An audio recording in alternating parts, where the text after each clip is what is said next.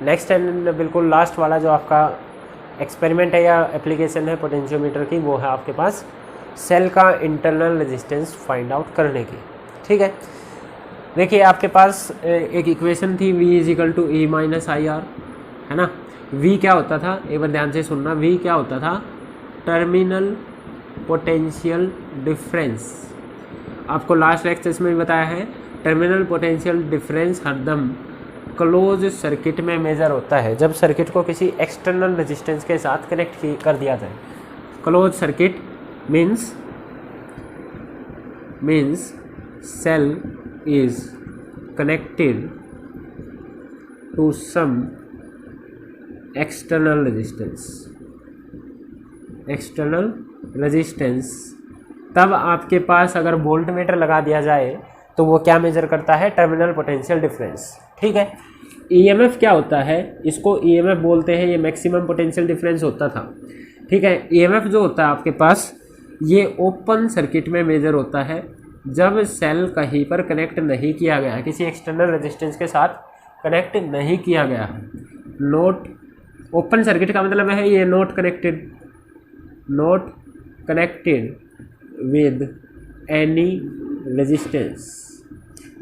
तो उस टाइम पे जो वोल्ट मीटर मेजर करता है वो ईएमएफ मेजर कर रहा होता है आपके पास। ये इक्वेशन पढ़ी थी अभी लास्ट पोटेंशियोमीटर का जो फर्स्ट इंट्रोडक्टरी आपका लेक्चर था उसमें इसको डिस्कस भी किया था। ठीक है, आपको इंटरनल रेजिस्टेंस निकालना, तो इस इक्वेशन से निकालिए जरा मैथमेटिकली। तो यहाँ से अगर आप आर निकालेंगे तो ये आएगा E minus V divided by I. ठीक है, देखिए आपके पास अगर आपको इंटरनल रेजिस्टेंस चाहिए तो आपको ईएमएफ तो चाहिए। ईएमएफ तो आप पोटेंशियोमीटर से निकालना जानते हैं, ईएमएफ आपको कोई प्रॉब्लम नहीं है पोटेंशियोमीटर से निकालने में। आपको अब क्या चाहिए, टर्मिनल पोटेंशियल डिफरेंस भी, जो ये V इधर क्या बताया था मैंने, टर्मिनल पोटेंशियल डिफरेंस। ठीक है, तो टर्मिनल पोटेंशियल डिफरेंस कब निकलता है, जब सर्किट को क्लोज सर्किट में कर दिया था। ठीक है, तो टर्मिनल पोटेंशियल डिफरेंस भी चाहिए। तो टर्मिनल पोटेंशियल डिफरेंस निकालने का क्या तरीका है, सेल को एक एक्सटर्नल रेजिस्टेंस के साथ कनेक्ट करना पड़ेगा। मतलब कि जो ये वाला पोटेंशियोमीटर का सर्किट बनेगा उसमें कहीं ना कहीं एक एक्सटर्नल रेजिस्टेंस भी दिख रहा होगा उस सेल के साथ जिसका आपको इंटरनल रेजिस्टेंस निकालना है। एक चेंज आएगा सेकेंडरी सर्किट में कि आपको एक एक्सटर्नल रेजिस्टेंस और कनेक्ट करना पड़ेगा। दिखाता हूँ एक बार जरा सा। ये आपके पास एक बैटरी या सेल है। ठीक है, ये इसका इंटरनल रेजिस्टेंस R मैंने ऐसे शो किया हुआ है। अगर ये ओपन सर्किट में है तो आप अगर ऐसा एक वोल्ट मीटर इधर कनेक्ट कर देते हैं, बैटरी का पॉजिटिव इसके पॉजिटिव से, बैटरी का नेगेटिव इसके नेगेटिव से, तो इस टाइम पे तो जो ये वोल्टेज मेजर करेगा वो ईएमएफ के बराबर आएगी। मैं आपको शो कर रहा हूँ कि इंटरनल रेजिस्टेंस आप वोल्ट मीटर की हेल्प से भी निकाल सकते हैं। You can also find the internal resistance of a cell using volt meter also, पर पोटेंशियोमीटर से ज़्यादा आसान पड़ता है। यहाँ पे थोड़े 2-3 स्टेप हो जाते हैं आपके पास। मैं अभी वोल्ट मीटर से निकाल के दिखाता हूँ, फिर पोटेंशियोमीटर पे चलेंगे। ये वोल्ट मीटर वाला भी पूछ सकता है आपसे वाइवा वाला कि भाई क्या वोल्ट मीटर से आप निकाल सकते हैं तो कैसे निकालेंगे। ठीक है, तो वो दिखा रहा हूँ मैं। एक सेल है जिसका इंटरनल रेजिस्टेंस आपको निकालना है। सेल जब भी इंटरनल रेजिस्टेंस होता है तो उसको डायरेक्टली जोड़ के दिखा देते हैं, तो सेल के साथ ही दिखा दें।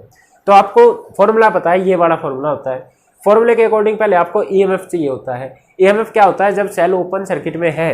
अच्छा, ईएमएफ भी आप निकाल सकते हैं वोल्ट मीटर से, पर सेल को ओपन सर्किट में रखना पड़ेगा। ठीक है, तो आपने क्या किया, इस सर्किट को कहीं कनेक्ट नहीं किया कहीं, हालांकि वो ईएमएफ की थोड़ी सी एक्यूरेट वैल्यू नहीं होती, पर फिर भी लगभग आसपास ये रिजल्ट जरूर दे देगा। ठीक है, सेल को कहीं कनेक्ट नहीं किया तो इस टाइम पे जो वोल्ट मीटर रीडिंग देगा वो आपके पास V के बराबर देगा, क्योंकि सेल ओपन सर्किट में है, कहीं करंट नहीं जा रहा।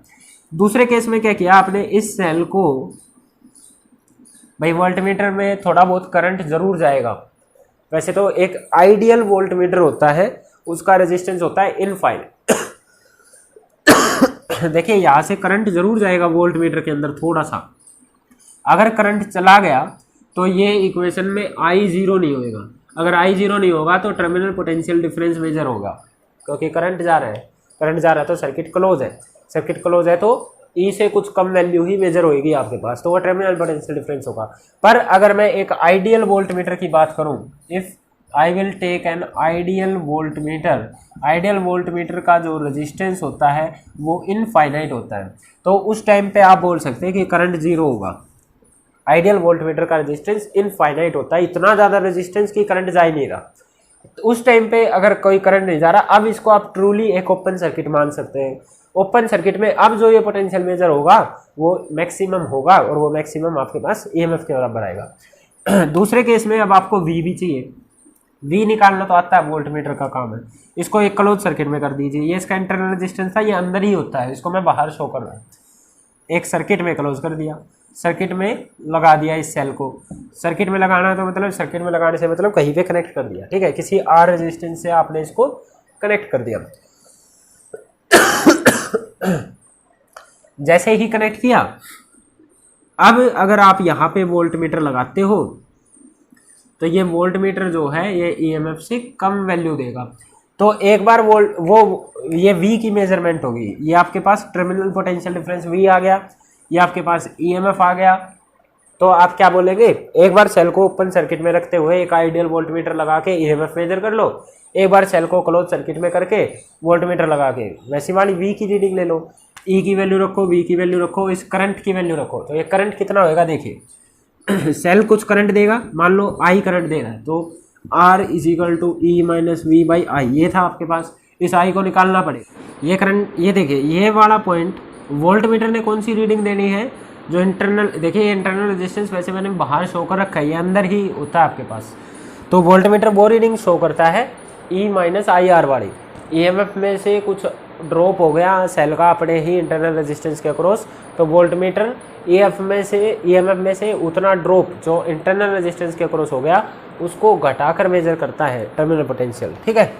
तो ये रेजिस्टेंस है ना अंदर होता है, वो ड्रॉप वगैरह अंदर ही हो लेता है। उसके बाद ये वोल्टमीटर वो रीडिंग मेजर कर रहा है लेस देन ई वाली, ये लेस देन ई वाली है ना, ये V equal to E minus I R से आई है। आई आर पॉजिटिव क्वांटिटी है तो E में से कुछ घटा है तो V ऑफकोर्स लेस होगा E से, ठीक है। अब देखिए ये वाला पॉइंट डायरेक्ट इस पॉइंट से कनेक्ट है, ये वाला पॉइंट डायरेक्ट इस पॉइंट से कनेक्ट है। तो अगर ये सेल V वोल्ट का था तो अगर इसको V मानो तो ये 0 वोल्ट, ठीक है। सारा का उतना ही पोटेंशियल डिफरेंस आपका इस रेजिस्टेंस के अक्रॉस आ रहा है जितना इंटरनल रेजिस्टेंस के अक्रॉस ड्रॉप होकर वोल्टमीटर मेजर कर रहा था, इंटरनल रेजिस्टेंस अंदर लगा हुआ, ठीक है। तो जो पोटेंशियल डिफरेंस इस रेजिस्टेंस के अक्रॉस आएगा, पोटेंशियल डिफरेंस अक्रॉस R जो आएगा वो भी V के बराबर होएगा, ठीक है। वोल्टमीटर इसके अक्रॉस भी V के बराबर ही रीडिंग देगा, इसके अक्रॉस भी V के अक्रॉस बराबर ही रीडिंग देगा, क्योंकि इंटरनल रेजिस्टेंस के अक्रॉस ड्रॉप होने के बाद ही इसने मेजर किया है। इंटरनल रेजिस्टेंस के अक्रॉस तो इसके अंदर ही ड्रॉप हो लिया ना, तो ड्रॉप होने के बाद ये पॉइंट यहाँ कनेक्ट है, ड्रॉप होने के बाद ये पॉइंट यहाँ कनेक्ट है, तो ड्रॉप होने के बाद का जो पोटेंशियल बचा था वो शो कर रहा है। तो ये पोटेंशियल भी V से ही डिनोट होएगा और इसका फॉर्मूला है करंट इनटू रेजिस्टेंस। क्या फॉर्मूला है? Current into resistance. यहाँ से करंट को आप लिख सकते हैं V बाई आर के बराबर। इसको इस इक्वेशन में यूज कर दो तो इंटरनल रेजिस्टेंस बराबर होगा दिस के बराबर, इंटरनल रेजिस्टेंस इस V को दोनों के बटे में लिख दीजिए, ये बनेगा दिस इंटू में R। ये तीसरे नंबर वाला ऊपर चला गया R, इस V को E बाई V लिख दिया, V बाई V करेंगे तो 1 आ गया। तो ये आपके पास इंटरनल रेजिस्टेंस का फॉर्मूला है, ठीक है। इंटरनल रेजिस्टेंस निकालने का फॉर्मूला क्या है? E बाई V माइनस का 1। तो आप वोल्टमीटर से क्या करेंगे, एक बार सेल को ओपन सर्किट में रखते हुए वोल्टमीटर डायरेक्ट कनेक्ट कीजिए, ओके। आइडियल वोल्टमीटर जो कोई करंट ड्रॉ ना करे, ठीक है, ध्यान देना, आइडियल वोल्टमीटर होना चाहिए। तो डायरेक्ट कनेक्ट किया तो आपको E की वैल्यू आ जाएगी। फिर आपने क्या किया, एक एक्सटर्नल रेजिस्टेंस के साथ कनेक्ट कर लिया, रेजिस्टेंस की वैल्यू जो भी हो वो पता होनी चाहिए आपको। एक्सटर्नल रेजिस्टेंस, एक नॉन रेजिस्टेंस कह लीजिए इसको, एक एक्सटर्नल नॉन रेजिस्टेंस के साथ आपने कनेक्ट कर लिया और फिर वोल्टमीटर की रीडिंग देखी, उसने आपको V बता दिया, ठीक है। इसके साथ R भी चल रहा है, उसमें आपको -1 करने में तो कोई दिक्कत नहीं, और R की वैल्यू आपको पता है। इन सब को यहाँ पे रखेंगे तो आपके पास EMF ऑफ द सेल आ जाएगा। इस तरीके से एक आइडियल वोल्टमीटर की हेल्प से आप क्या निकाल सकते हैं, internal resistance of a cell. ये था वोल्टमीटर का। अब देखते हैं पोटेंशियोमीटर कैसे निकालेगा, ठीक है। पोटेंशियोमीटर देखते हैं। पोटेंशियोमीटर में भी करना क्या है, एक बार EMF निकालना है, एक बार टर्मिनल पोटेंशियल निकालना है, एक अननोन रेजिस्टेंस की हेल्प से तो पोटेंशियोमीटर निकाल देगा, ठीक है। देखते करते हैं। ऑलराइट, पोटेंशियोमीटर में देखिए प्राइमरी सर्किट, यहाँ पे कोई रेजिस्टेंस हो भी सकता है, नहीं भी हो सकता, ठीक है, नहीं लेते हैं, चलो ठीक है। एक प्राइमरी सर्किट हो गया, ये एक सेल हो गया, वो वायर हो गया, यहाँ से एक सेल आपको कनेक्ट करना है, ठीक है। सेल आपके पास कनेक्ट होने के बाद यहाँ पे क्या लगा रहता था आपके पास, इसका इंटरनल रेजिस्टेंस, ये आपके पास इसका इंटरनल रेजिस्टेंस आर, इसका ईएमएफ ई। उसके बाद एक गैल्वेनोमीटर कनेक्ट होता था, उसके बाद जोक की जाके आपको नल पॉइंट पे लगानी होती थी। मैंने बताया इस वाली इक्वेशन में आपको ये फॉर्मूला यूज़ करना है, तो आपको टर्मिनल पोटेंशियल डिफरेंस चाहिए। टर्मिनल पोटेंशियल डिफरेंस निकालने के लिए आपको सेल को क्लोज सर्किट में करना पड़ता है। क्लोज सर्किट में कहने का मतलब है सेल को किसी एक्सटर्नल रेजिस्टेंस से जोड़ना पड़ता है, तो आपको एक एक्सटर्नल रेजिस्टेंस भी इधर लगाना पड़ेगा। ये एक्सटर्नल रेजिस्टेंस नोन है, ये रेजिस्टेंस बॉक्स होता है एक्सपेरिमेंट में, आपको इसकी वैल्यू पता होती है, ठीक है। ओके, यहाँ पे एक की लगा लीजिए, एक की लगा ली, इन सब को अब गैल्वेनोमीटर से कनेक्ट कर दो, यहाँ से इस पॉइंट से, ठीक कर दिया। ओके, ये आपके पास V वोल्ट का या जो भी ईएमएफ है इसका कुछ भी मान लो E1 है, ओके, कनेक्ट कर दिया।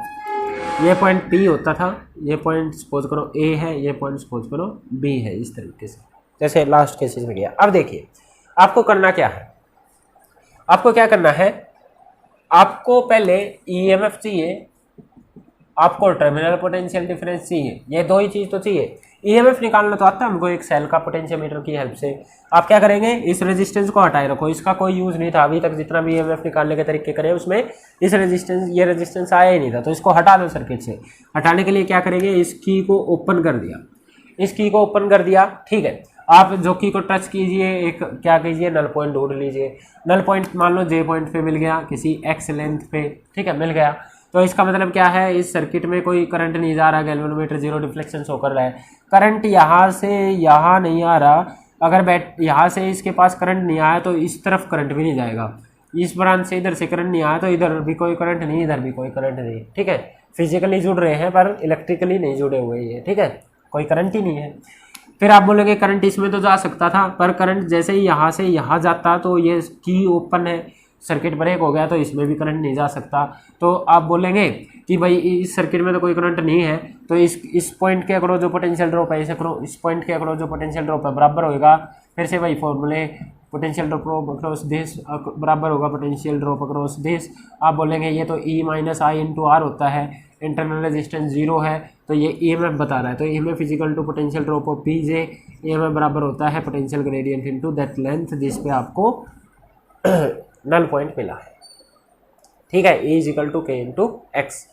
ये तो आ गया आपके पास ईएमएफ, एक निकल गया। अब चाहिए आपको टर्मिनल पोटेंशियल डिफरेंस।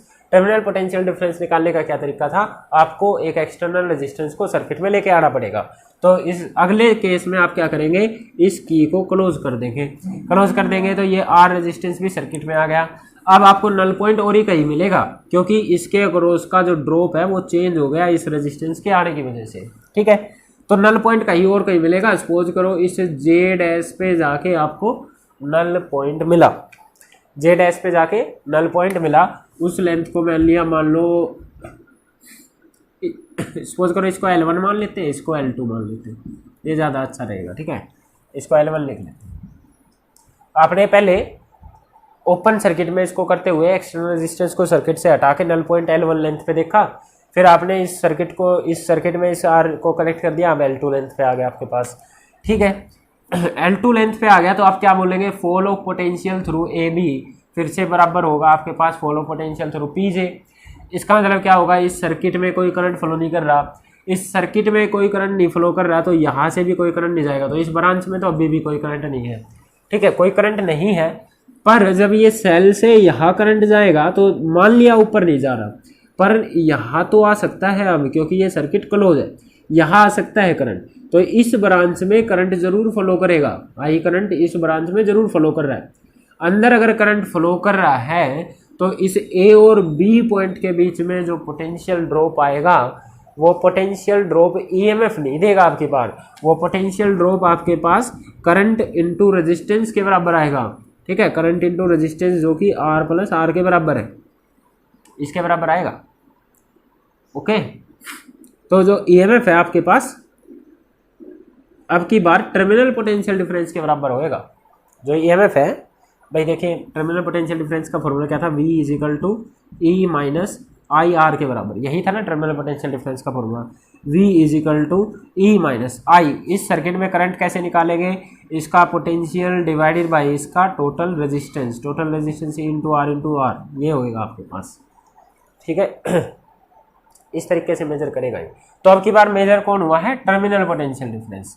तो जो भी बैलेंसिंग लेंथ है इस अक्रॉस जो आपके पास पोटेंशियल ड्रॉप आएगा, पी जे डैश के अक्रॉस जो ड्रॉप आएगा वो आपके पास एक्चुअली में इसका टर्मिनल पोटेंशियल डिफरेंस मेजर करेगा V, वो V के बराबर होगा आपकी बात।